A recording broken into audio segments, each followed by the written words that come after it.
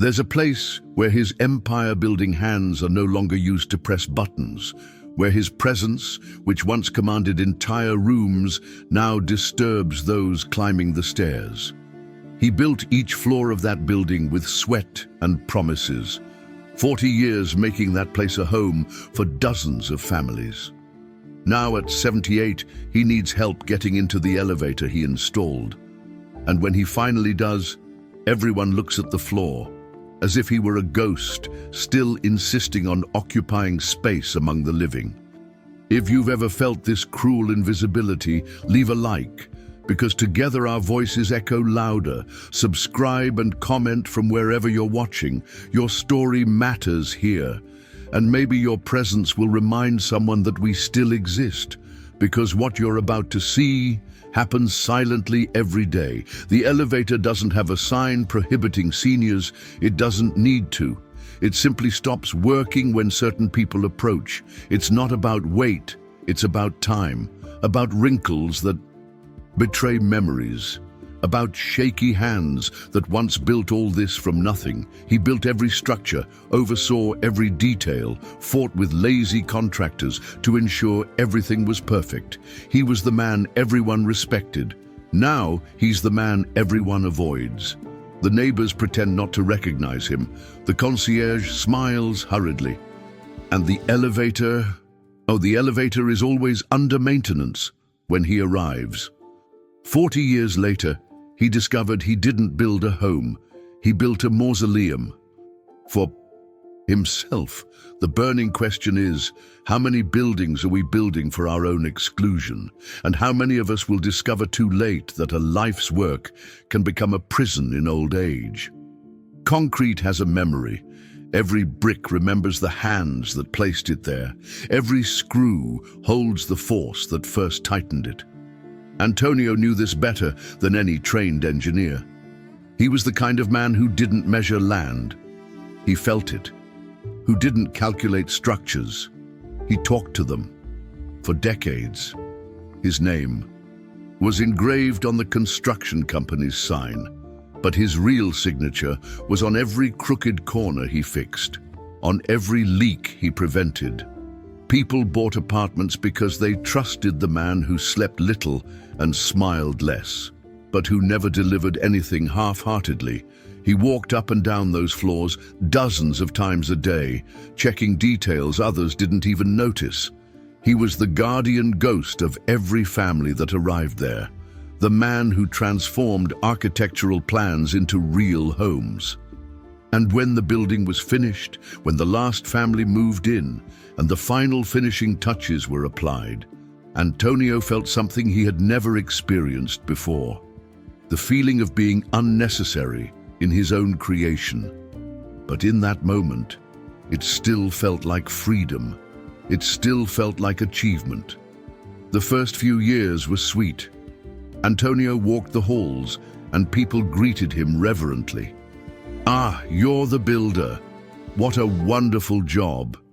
Children ran up to him to show them their drawings. Mothers thanked him for a safe place to raise their children. He knew each family by name, knew who was struggling, who was celebrating their achievements. He was more than a builder. He was the silent patriarch of the vertical community he had created. On weekends, he hosted barbecues in the common area. He told stories about the construction, about the challenges overcome. People laughed at his anecdotes and asked for advice. He was the reference, the wise man who had transformed an empty lot into a small world. But there was something no one noticed, not even he. With each passing year, people needed him a little less. It wasn't ill will, it was just life. The children grew up and stopped drawing. Families settled down and needed less advice. The building functioned perfectly, so no one thought about who built it anymore. Slowly, without announcement or ceremony, Antonio began to become part of the architecture. Present, but invisible. The first time he noticed it was on a Thursday morning. He got into the elevator with 3 neighbors, and no one said good morning. It wasn't hostility, it was worse. It was absolute indifference, as if he were air, a shadow, a figure that happened to occupy physical space. He tried to start a conversation about fixing the water pump, but the answers came in polite monosyllables. "Oh, yes, that's great." And soon, everyone was looking at their phones. Antonio got off at the ground floor with a strange feeling in his chest. It wasn't pain yet. It was just a question. When had he stopped being interesting? When had his stories become inconvenient? He didn't know he was witnessing the first stage of disappearance, irrelevance.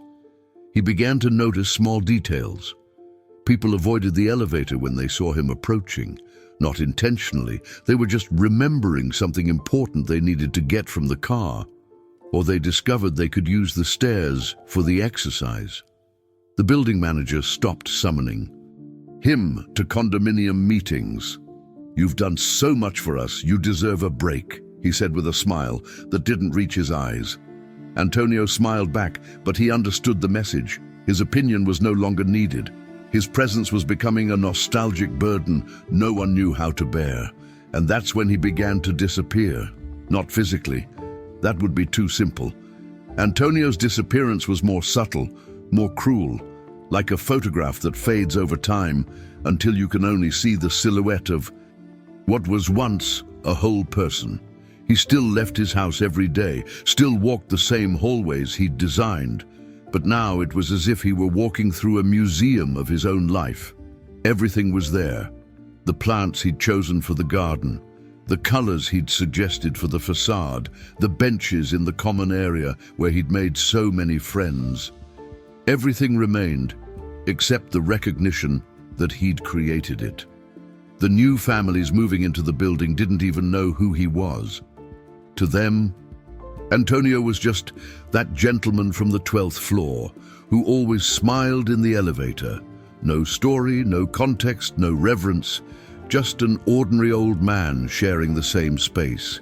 And perhaps that was the most painful part, not being hated or rejected, but simply not being noticed, as if 4 decades of work, passion and dedication had condensed into a transparent figure that people passed through without noticing. There was a memory that Antonio treasured. It was from a Sunday morning, 3 years. After the building opened, he was watering the plants in the garden when he heard a child crying on the playground. It was little Sophia, 5 years old, who had hurt herself on the slide he had installed. Without hesitation, Antonio ran to her, checked the wound, it was just a scratch, and began to make up a story about a magical slide that only worked for brave children. Sophia stopped crying and started laughing. When her mother arrived, she found the two of them sitting on the bench. Antonio, drawing animals in the sand to distract the girl. "Thank you, Mr. Antonio," the woman said. "You always save the day." In that moment, he felt complete. He wasn't just a builder, he was part of those people's lives. He was someone who mattered. Sophia had grown up and was now an 18-year-old girl. She passed Antonio in the hallways without recognizing him. Not out of ingratitude, but because for her, that story was part of a distant and hazy childhood. The man who had dried her tears and invented fantasy worlds was now just an elderly figure she greeted out of politeness. But in Antonio's memory, that morning remained crystal clear, bright, perfect, proof that he had once been essential in someone's life. The elevator began to act strangely. Never when Antonio was alone, then it worked perfectly. But when other people were waiting, it developed inexplicable glitches. The button wouldn't respond at the first press. The door took a long time to close. Sometimes it simply wouldn't. Come, forcing everyone to wait for long, awkward minutes. People laughed nervously, complained about the old technology, but Antonio knew the truth. The elevator had learned to read its surroundings. It knew when its presence generated silent discomfort. It knew no one wanted to share that small space with a man who reminded them of time, mortality, the impermanence of all things. So he began using the stairs, 12 floors, every day. going up and down slowly, pausing to breathe on the landings. His legs ached, his heart raced, but it was better than facing those moments suspended in the elevator, surrounded by people pretending not to see him. On the stairs, at least, he had the company of his own labored breathing, and he could stop on any floor to recall what it had been like to build it. On the 4th floor, he'd encountered structural issues. On the 8th, he'd argued with the contractor about the quality of the materials. Each step was a page in the book of his professional life, a book no one else wanted to read. The city didn't ban the elderly, it just pretended they weren't there anymore. Antonio discovered this one Tuesday afternoon when he went to the supermarket on the ground floor of the building he had designed with the convenience of elderly residents in mind. The young attendant looked right through him, as if he were translucent. He repeated questions Antonio had just answered. He sighed when he took too long to count the money. It wasn't deliberate cruelty. It was the natural impatience of those who live in a world too fast-paced to accommodate slow people. Antonio understood he had become an obstacle in the flow of modern life, a rock in the middle of the river, forcing the water to bypass his presence. He began shopping at strategic times when the supermarket was empty. He avoided peak hours when his slowness might disturb someone. He became an expert at being invisible, at occupying spaces when no one else wanted them. But there was something perversely poetic about this new skill. He had learned to inhabit his own creation like a ghost. He knew every corner where he could exist without disturbing anyone. Every hour he could move unnoticed. He had completely mapped the geography of his own irrelevance. And perhaps, he thought on sleepless nights, this was the most important skill he had ever developed. No one saw him anymore, but he still moved between rooms, between the hallways he'd designed, thinking about how people would walk through them. He'd calculated the ideal size for 2 people to comfortably pass each other. Now he discovered that width didn't matter. People always found a way to avoid him. They'd subtly change direction, pretend to be distracted by their cell phones, or simply quicken their pace. Antonio became a student of this choreography of avoidance. He knew exactly when someone had noticed him by the way their body tensed almost imperceptibly. He knew when they'd be ignored by the way their eyes shifted at the last second. He began to feel a dark admiration for the human ability to render someone invisible without words. It was a refined art, instinctively developed by a society that didn't know what to do with its own living ruins. He was uncomfortable proof that everyone would grow old, that all strength would turn to fragility, that all relevance would eventually turn to dead weight. So they needed to make him disappear, not physically, but symbolically. Transform him into furniture, into part of the landscape, into something that was there but required neither recognition nor interaction. Antonio accepted his role with a melancholy grace he himself didn't know he possessed. The silence of the house on the 12th floor had a texture all its own. It wasn't just the absence of sound, it was the presence of emptiness. Antonio had designed that apartment with a large family in mind, with children running through the hallways, voices mingling, life pulsing in every room. Now each room echoed back to him with his own footsteps, creating a solitary dialogue between him and the walls he had built. He still spoke to himself sometimes, not out of madness, but because he needed to hear a human voice, even if it was his own. He told the walls about his day, the people he had met or tried to meet, the small humiliations he had collected. The walls listened with the infinite patience of those built to outlast those who inhabit them. They were his most loyal audience, never interrupting him, never showing boredom, never making him feel his stories were repetitive or irrelevant. At night, when the city fell asleep, Antonio would walk through the empty rooms and imagine what it would be like if he still had someone to share that silence with. not necessarily family, maybe just someone to say good night and good morning, someone who would notice if he didn't show up for breakfast, someone who would turn that vertical mausoleum back into a home. But that person was a cruel mirage that appeared only on the border between sleep and wakefulness. He asked for nothing. He just wanted to be called by his name. Antonio. 4 simple syllables that carried 78 years of history, 40 years of work, decades of realized dreams and dashed hopes. But people had stopped using his name.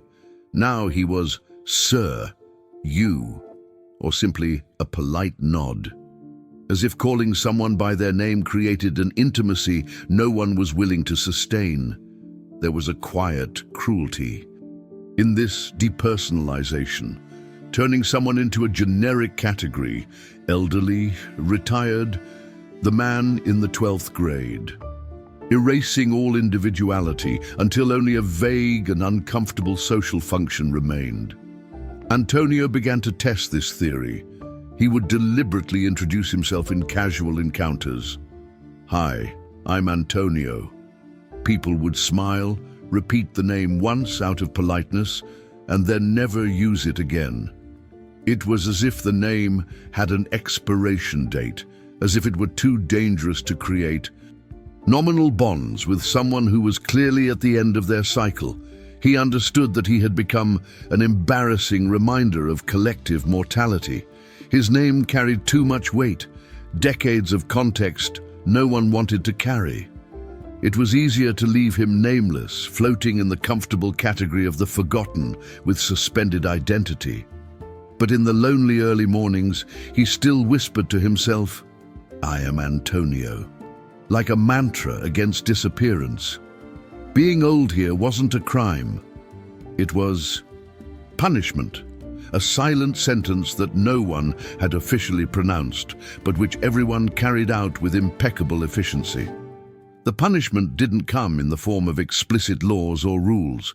It came in the form of glances that passed, conversations that died away when he approached, invitations that simply stopped coming. Antonio began to understand that he had transgressed the fundamental rule of modern life. He had remained relevant beyond his time frame.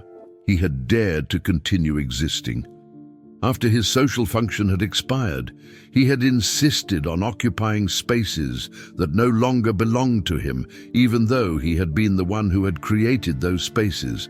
The irony was cruel and perfect. The man who had built a home for hundreds of people now discovered there was no place for him in that same home. Like an architect who designs a perfect house and then discovers he forgot to include a room for himself. The city had become an organism too complex to accommodate its own living. Memories, people needed to move on, build new dreams, forget the hands that had made it all possible. And Antonio, with his stubborn presence and inconvenient memory, was an obstacle to this natural movement. A walking reminder that every achievement has an author, that every present has a past. For this reason, he needed to be punished with systematic forgetting. In the city of faded mirrors, he knew he would be next. There were no literal mirrors. The mirrors were other people's eyes, which once reflected his image back, confirming his existence. Now those eyes turned away, faded, refusing to return any reflection. Antonio was becoming invisible not because he had changed, but because the world had decided to no longer see him. It was a kind of gradual and consensual death, where the entire society participated in his disappearance without taking individual responsibility. Each person contributed with small acts of negligence, collectively creating an absolute absence.